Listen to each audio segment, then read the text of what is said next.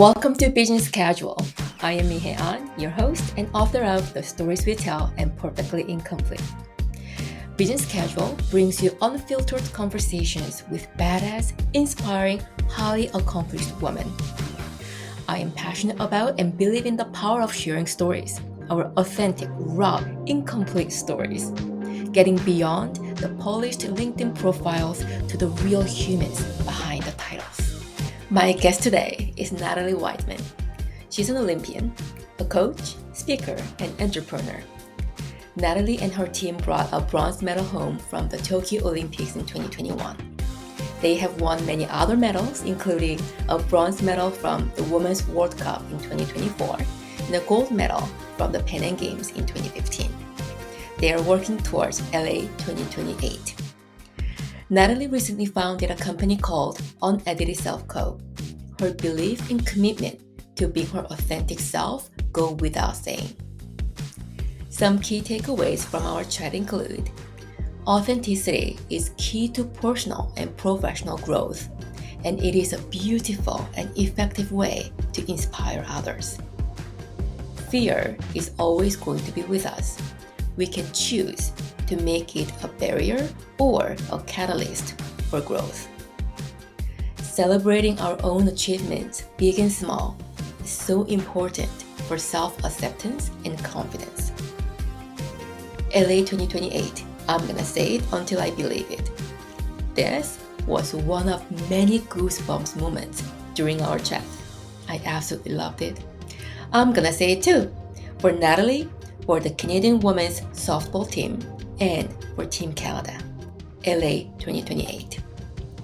Please enjoy my conversation with the one and only Natalie Wideman.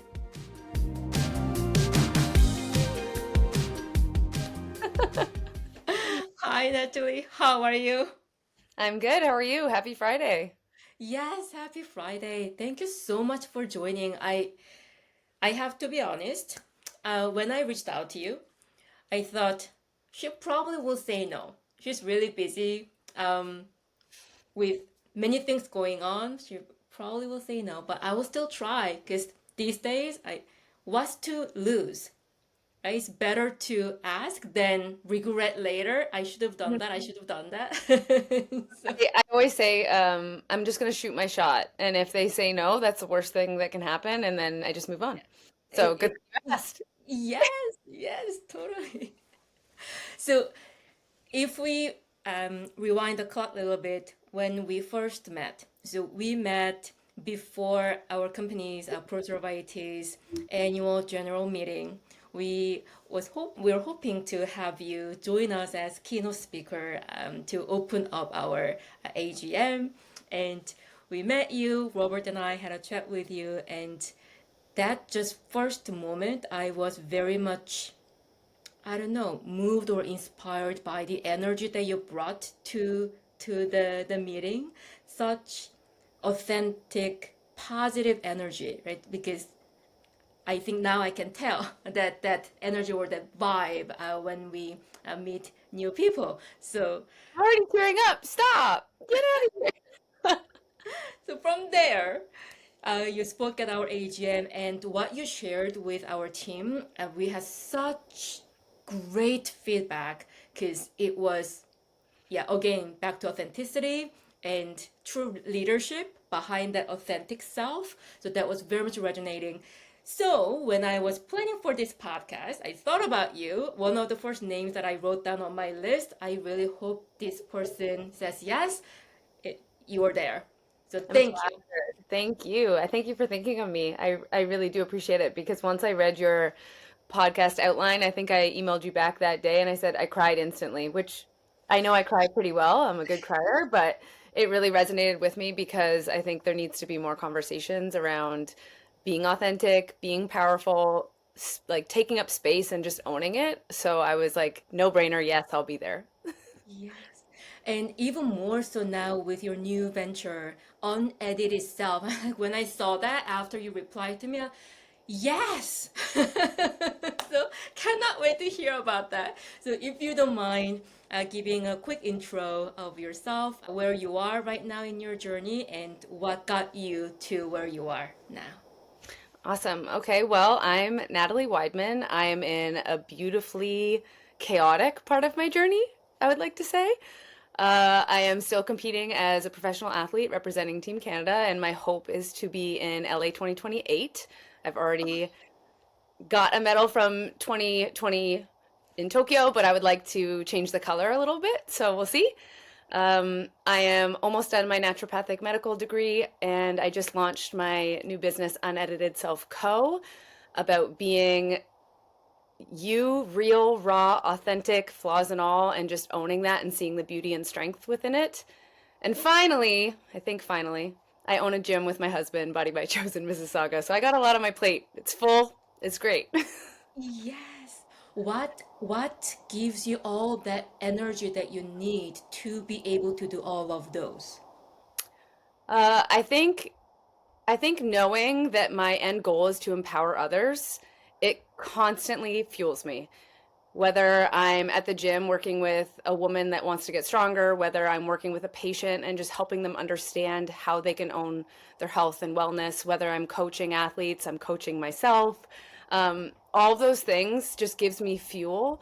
I know that I've had some incredible people in my life empower me, and they have changed the trajectory of my journey. And I want to do that, even if it's this much. I want to do it every single day. So that's kind of just been my spark. Whenever I'm tired, it's like, how can I help these people around me feel just a touch more powerful in their skin and their strengths? It was earlier this week on my drive, so listening to a podcast where they were talking about happiness, people's happiness. Um, at some point, money does matter. Most of people spend a lot of time making money, right? So yes, money matters, but at certain point, after needs are met, Hmm. the more money, the more happiness, that equation doesn't hold anymore. At some point, the meaning, the purpose behind what we do every day, that gives people joy. So I hear you on that, wanting to help people and help them in their own journey, in their own skin. Like you had said, your energy, your passion, your drive, your positivity. I'm hoping that because I am so driven with all of these things, that the finances and the safety and security will come. And I don't really want to focus on that. I want to focus on what impact I can make around me, and then the rest will kind of fall into place, and it will be as it is at that point. But that's not really ever been the driving point. I'm a female athlete. That's not really in my arsenal of things right now. If your heart is not there, if the right motivation or inspiration or purpose not there, it will show, and the Hmm. result is not gonna be there, and also it is not gonna bring you joy. So yeah, it needs to be aligned, and it seems like it is aligned for you. Yeah, and it's been a journey. There's been moments where I thought I had to do certain things because that's what I had been told or I'd already worked towards. And then there was along my journey as I started using the term unedited self without even realizing how impactful it was for me. I started realizing, like, do I love this? Is this what I want to do? Whether it was sport, business, school, whatever. And the more I start embracing my unedited self, the more I'm aligned and in tune with what actually brings me joy and gets me up every morning. So it's been a really fun, exciting, exhausting experience. Yes.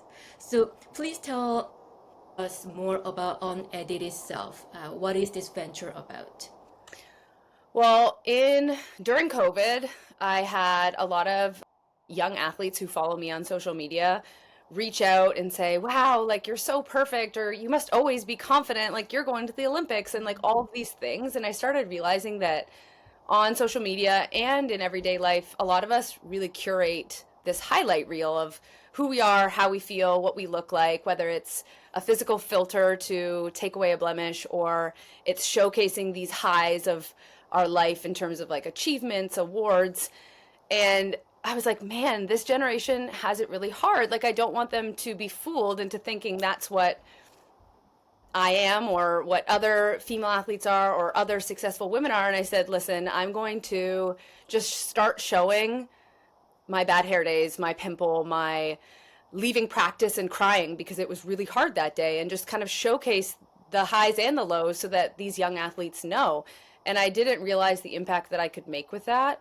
Um, Athletes that were anywhere between 12 to 30 saying, wow, like you struggle? And I'm like, yeah, I'm human. Like we all struggle. And I think that's part of it. And if we suppress that and we try to push away the real of life, that's when it gets harder.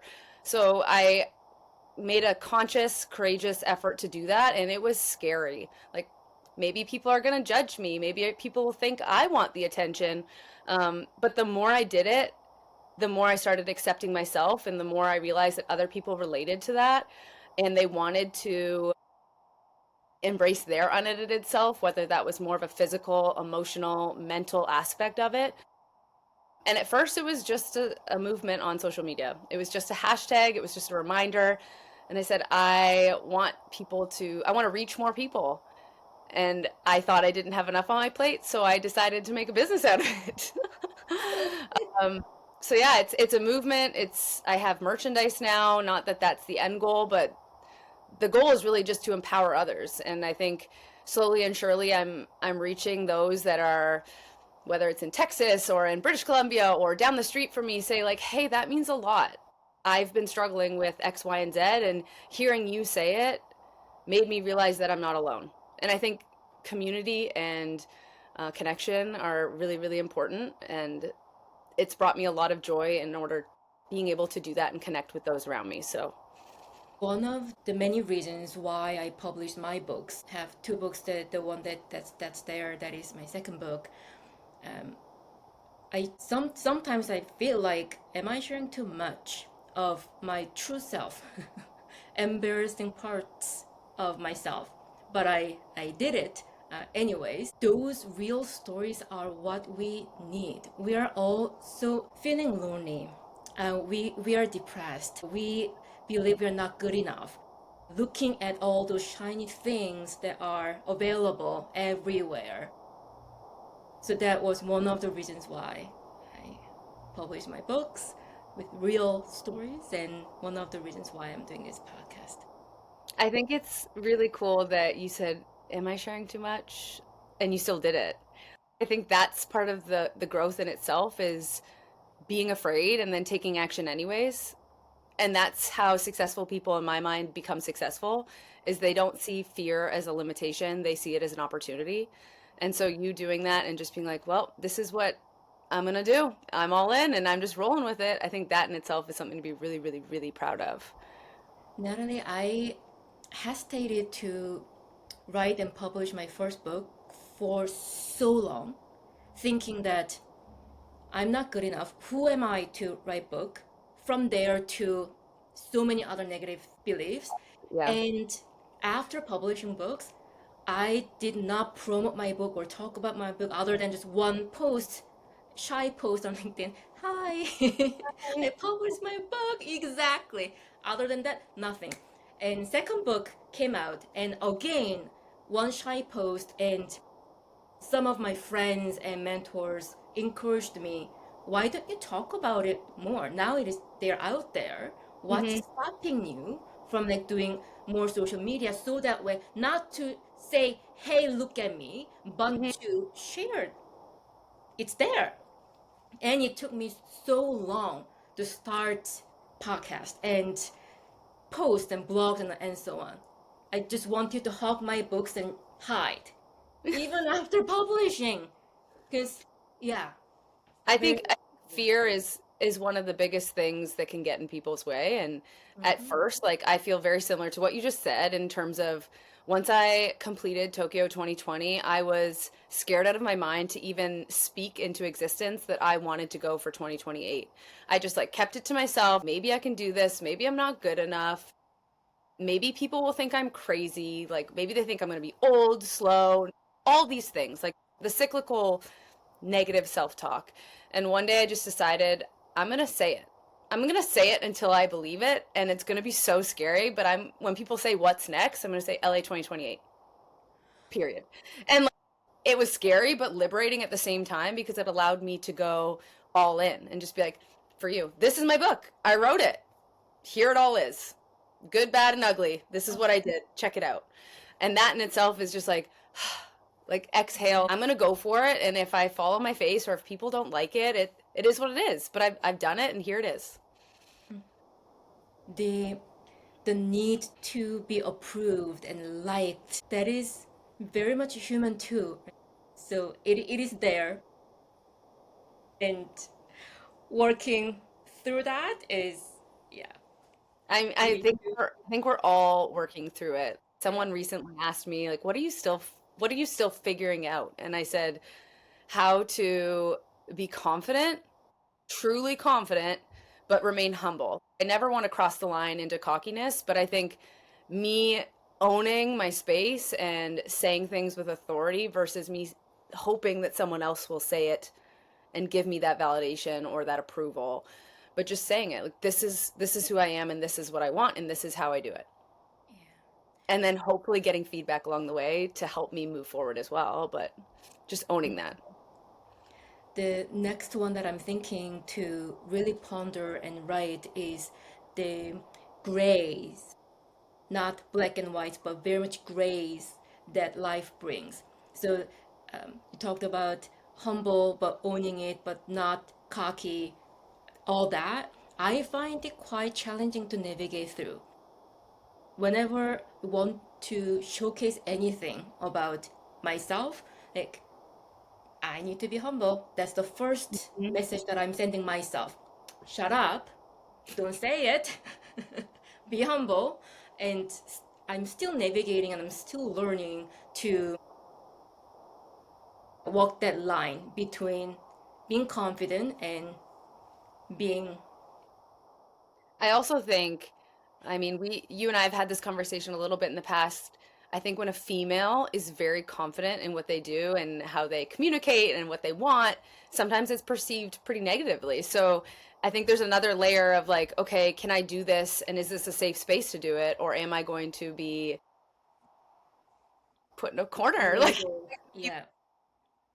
someone going to try to shrink me because I am taking this space up and I am owning it. So it's like another barrier to kind of like push through and just like outside the box, live there and get comfy with the uncomfortable and let the chips kind of like fall at that point. Based on what you shared, I'm sure many people will say your name to this question. But who would be the person who inspired you and influenced you the most so far? That's a really big question. How much time do you have? There's a lot of individuals. Okay, I'm gonna go with two, if that's okay with you. Yes. When I was younger, I had a female coach. Her name was Erin Foreman, and she was a little bit younger than most coaches at that point. And I think she was like the first female I saw um, speak her mind, say what she wanted, just like chat very clearly. Like she was confident, and I never seen a woman take up that much space, but in such a kind, confident way. And she knew how to give feedback that was loving but clear and firm. And I was like, wow, it's like doable. And I'm only like 12 or 13 at this point, but to have someone in my life at such a young age, be able to watch how she handles different situations, whether it's talking with other head coaches that are males, or she's communicating with us as athletes, or chatting with parents. There were so many different things that I saw, and she just owned who she was. And at that point, I don't know how much I realized it was going to impact me, but looking back to this day, I still look up to her a lot. And the cool, funny, ironic, amazing part is now she has this unbelievable daughter who is a female athlete that now trains beside me. So it's like full circle moment that like she had this mom that I considered kind of like a mother figure, and now I see her grow up and she's a powerhouse herself. So that's been really cool. And then number two, our head coach, her name is Kaylee Rafter. She was my teammate in 2020, and she has such a quiet confidence. She carries herself in such a beautiful way in terms of like, her actions speak louder than any words ever need to. And she just knows how to manage her body language and stay cool and collected in high pressure situations. So a very different confidence, but both equally important in my life. And thankfully, I still kind of have them both around in their own way. So, I mean, I'm biased. I like having strong women in my life, and I'm fortunate enough to have those two plus plus plus plus many more. But those are the first two that come to mind. Thanks, Erin. Thanks, Kaylee. Oh, that is so sweet. Thank you for sharing. So, sports. I'm in tech, historically male dominant Hmm. industry, and we talk about gender equity quite a bit. At least I am involved in a lot of conversations and initiatives and campaigns that talk about gender inequity and moving towards gender equity. And one thing that we talk about is when we think about hiring process, recruitment process, um, yes, we can write better job descriptions and whatnot to attract more women. Hmm. But even with that effort, the number of applications that we get from women compared to men, it is lower because not many women get into the field of technology when they decide their major or when they decide their career pursuit because of this perception that people have. That is more for men, that's more for boys. So I'm Yeah. not really going to even try. So my assumption is, I don't know well enough, but my assumption is sports is also more encouraged for boys or more a desirable field for men. Is that type of perception still there? Yeah, I think it's come a long way, but if you think about growing up as like a little girl or a young lady, you want to be cooperative, you want to be quiet, you want to be well behaved, you want to put your hand up, you don't want to be messy. Like there's all these like, stereotypes as like a girl should be X, Y, and Z. And so a lot of the times girls aim for perfection and they don't want to mess up and they don't want to fail. And like sport is you're asking to fail. You have to fail if you want to get better. So it's very there's like a contrast there. And then if you also look at the financial situation with female sports, yes, it's come a long way, but if you want to be a professional athlete as a female, you're most likely not going to make a living out of it. You can look at the situation I'm in where I'm a professional athlete, I represent Canada, I've been to the Olympics, but I'm a gym owner, I have a business, I'm getting my medical degree. Like there's a lot of other things that I'm doing to set myself up. I am not, unfortunately, I'm not LeBron James and I will not walk out of this with my life situated. So there are barriers in that sense for female athletes. Why would I pursue sport when I'm not going to get paid the same? Like it's not going to take care of me. It's not going to pay the bills. Um, so yes, there's that, but I try to stay involved in sport as much as possible when I'm my coaching or I'm speaking because I think there are invaluable lessons within sport that will set you up to succeed in tech, in finance, in leadership, in accounting, whatever you think that you want to do down the road because sport teaches you how to speak up, it teaches you how to fail, it teaches you how to work in a team. There are so many things, so the more we can get females in sport, I think that's going to allow people to have courage to be like, I want to be in tech. That looks cool and I'm good at it. Not like, oh, there's a lot of guys around me. I don't think I should be here. Who cares? The first thing that my daughter, when she tried soccer many, well, not many, she's turning 7, so not that many, but some time ago, when she tried soccer, I could tell I need to share. So I shouldn't take the ball away from the other player. So the sport is all about go play and take it from the other team and you go and Yeah. shoot hard. And she doesn't want to shoot still to this day. She doesn't want to shoot hard because there's goalie there. She doesn't Yeah. want to hurt. So very gently kick. So I think there's a little bit of natural tendency that also comes with women and girls and females, but we really try. If she's to do, for example, dance, okay, you are going to do taekwondo too. Nice. If you're I to love do it. gymnastics, you are going to do soccer too. So we are trying to create that more balance for her, because there's still quite a bit of messages in our society. Girls need to do this, behave this way, talk this way, and so on. So Yeah. we're trying. Yeah, and like it doesn't only have to be sport. Like I can go be in the mechanic class at school instead of doing the baked goods class. I don't even know what it's called anymore. Home ec, maybe. I can be in the tech class instead of doing the arts class. Like I can just kind of like see what I'm good at, see what I love, see what sparks my fire, and then go for it, regardless if it's 90% men and 10% women or whatever the case may be. I just have to find what kind of gets me going and lean into it. But I need to be authentic with who I am, what I'm good at, what I love, and then go for it. So even with the reality that we live in, female athletes and what comes with it, the reality that you shared, you still would encourage any girls who want to pursue sports. You would encourage them to go and Oh, pursue. absolutely. It's so much more than finances. Like we kind of what we talked about before, even with what you choose with your career. How can you make an impact? Who are the people that you're working with within that sport? What are you learning along the way?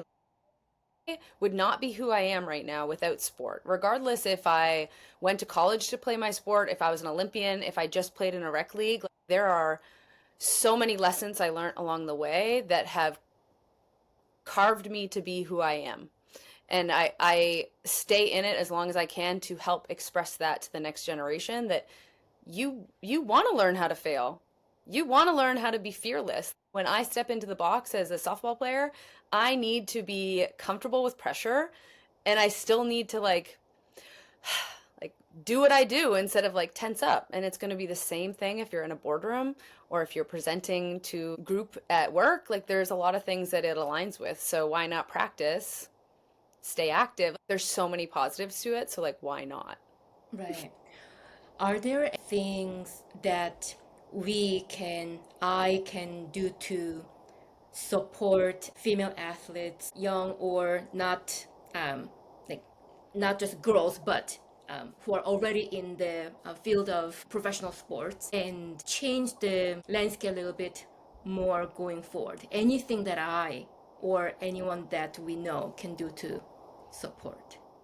I think it's happening slowly, but the idea of like showing up and watching and seeing how cool it is and celebrating the little things and kind of following along individuals and athletes' stories of what they're doing along the way and the work that goes into it because female athletes are cool. They're savvy, they're strong, they're smart, they're dedicated, they're disciplined. Like there's so many great things about it. So can we as a community surround that, promote that, love that, see the beauty in it and then support it in whatever way, whether it's watching, whether it's like opportunities for job after sport. Sometimes it's quite the transition after sport because I may be 29 and done sport and have never had a real job, but I know a lot about how to work with others and I have a lot of experience with leadership. And so there's like a lot of ways, but I would say the first way is like show up and watch and see what we're made of. That reminds me, it's playoff season for hockey. I believe it is Rogers ads or some ads, quite moving ads. The hockey players in the ads, and it is our sport, and showing those players when they score, they just roar, and that emotion and gesture. As I was watching that, Natalie, I have to admit that I thought if we were to create something like this with female athletes, how much of these like raw emotions Hmm. will media put in to ads, and what type of reactions we will get out of the general public, men versus women. My thought went there because Hmm. so much of message that I got as I was growing up, and even now, when I show emotion or passion or just show up big, like Hmm. uh-uh, I'm Yeah. not comfortable when you do that, so don't Yeah. do that. Yeah.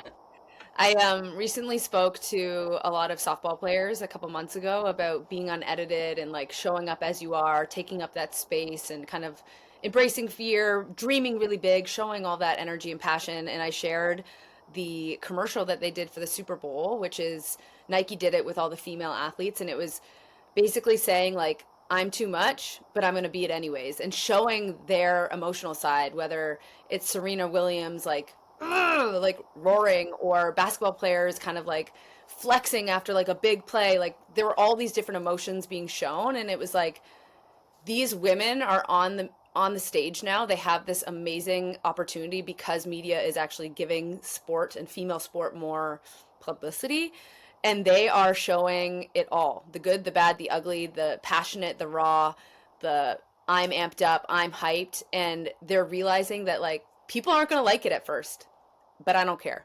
I'm just going to be it until they kind of accept that. And I think for me, I'm an athlete as well, and I'm in that world, but maybe I'm not a sport that is necessarily given that media yet, hopefully.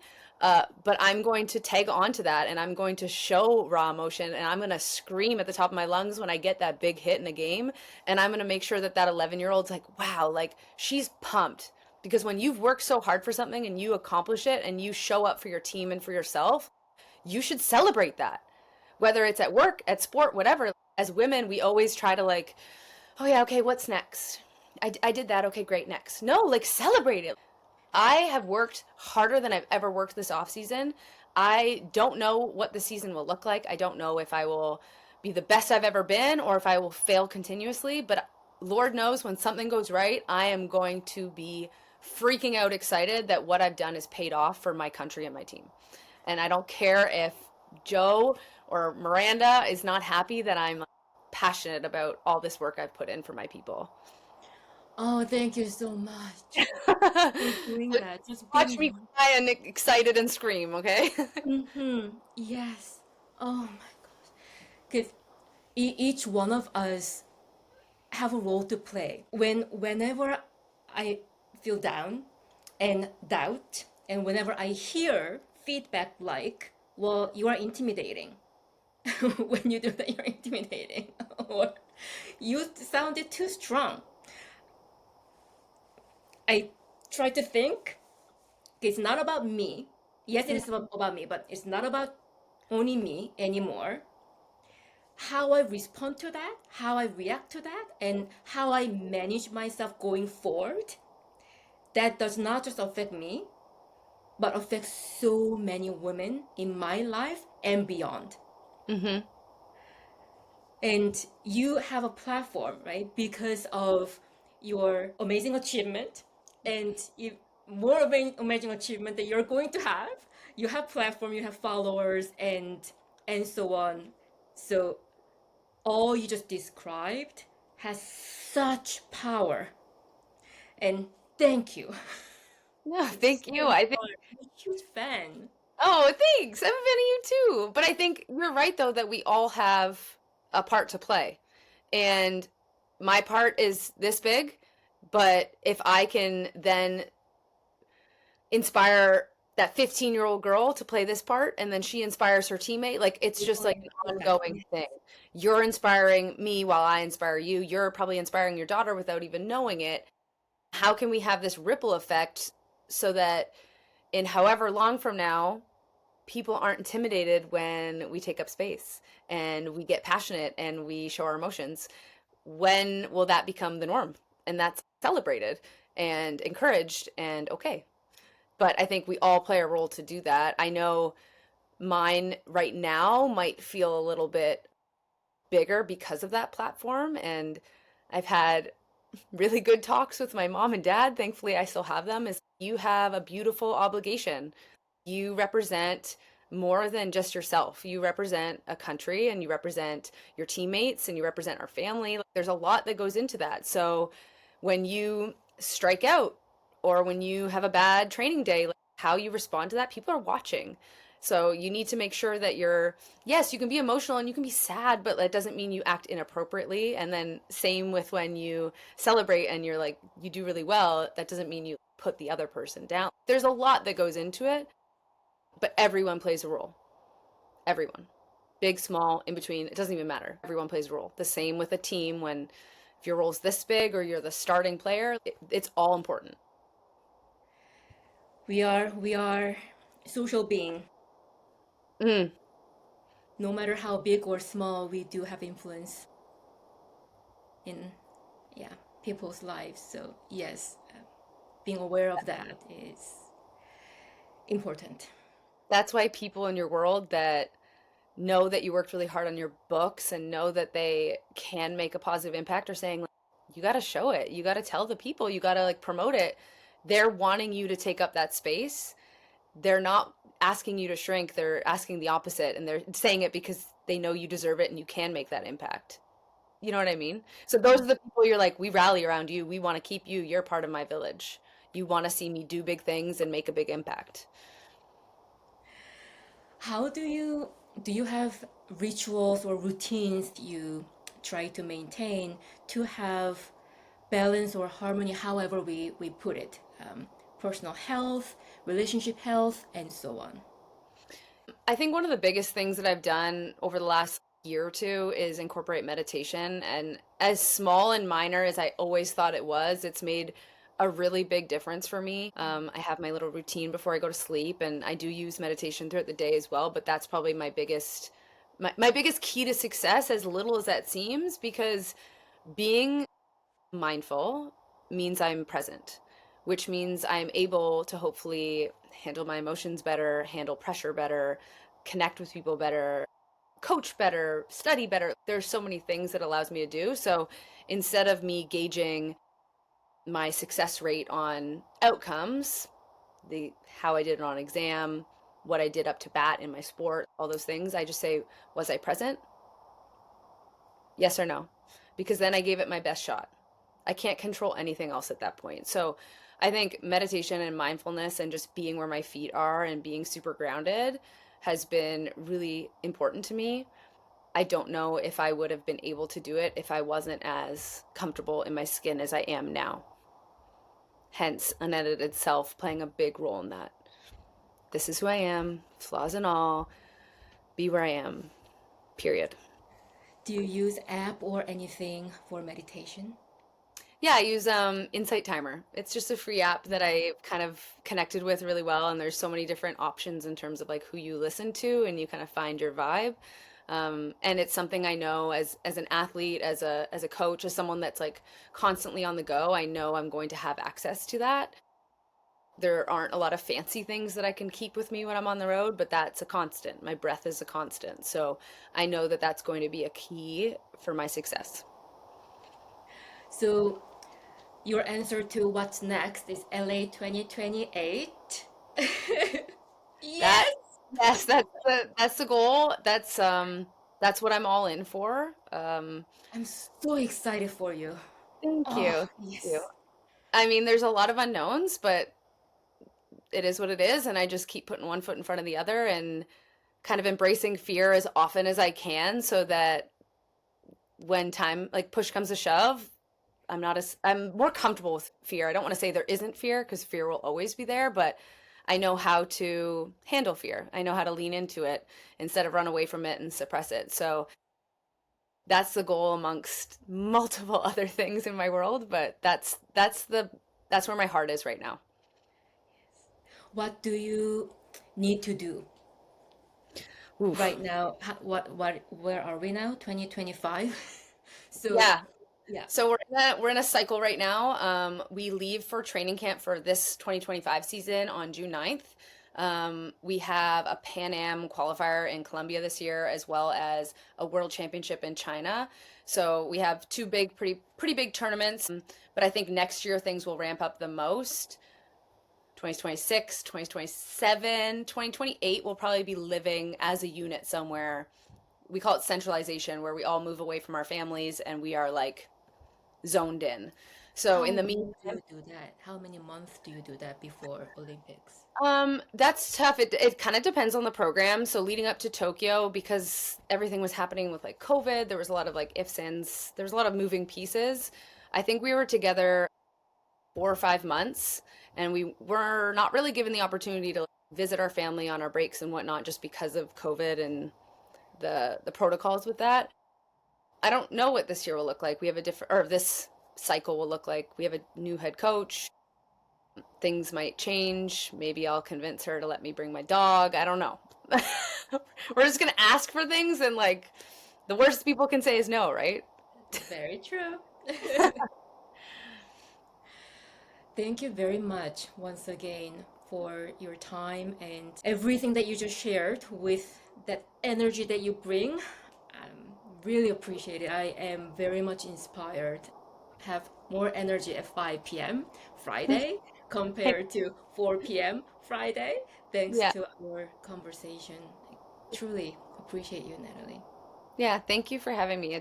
I really, really do love what you're doing. I'm excited to see what happens and like where this goes moving forward and who you positively impact and how you do that. So I'll be staying in touch and maybe we can do this off camera one time and just grab coffee too.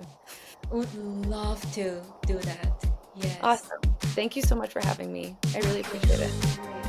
Appreciate you. That's it for today. Thank you for tuning in. Please remember you have more agency than you often realize. Choose your stories. I'll see you next time.